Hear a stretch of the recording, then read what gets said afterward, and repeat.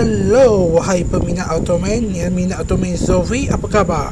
Siapa yang minat Ultraman Zombie yang selalu muncul tapi tak ada humor host, tapi humor adalah satu dia Ultraman Mebius tapi dah mati dah.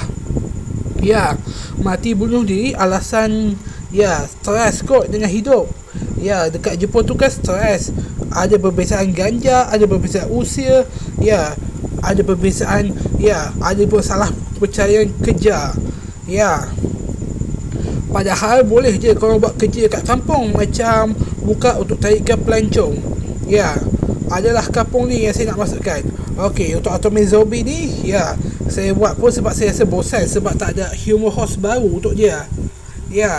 Padahal Ultraman 7 dengan Ultraman yang pertama, ada humor host baru. Cuma dua tu saja yang ada humor host baru, Ultraman 7 dengan Ultraman yang pertama. Cuma dua saja yang ada humor host baru.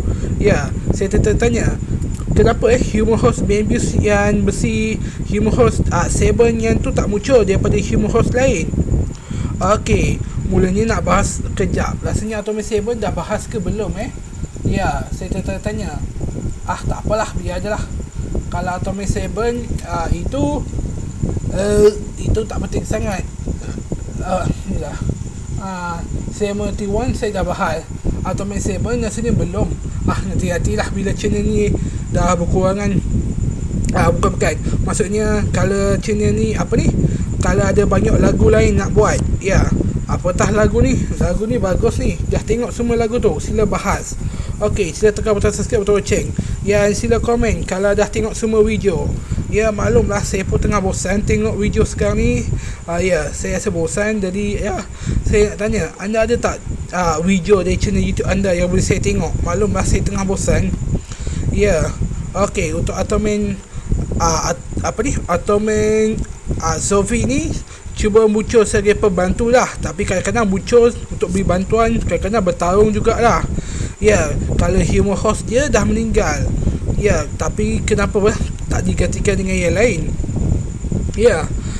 Untuk Ultraman 7 nanti mungkin saya akan bahas nanti kalau ada masalah apa. Masalah kewangan lah. Okey, tolong subscribe supaya dapat banyak iklan.